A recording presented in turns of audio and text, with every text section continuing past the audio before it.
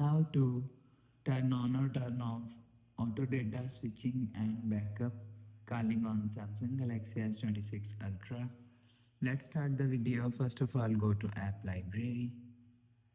Here click on Settings app.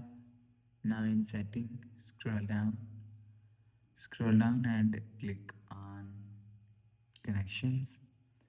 After click on Connection, you will see click on SIM Manager.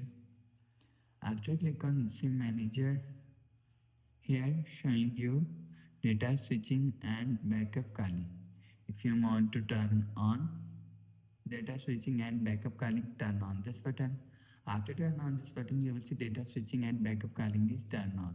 If you want to turn off data switching and backup calling, turn off this button.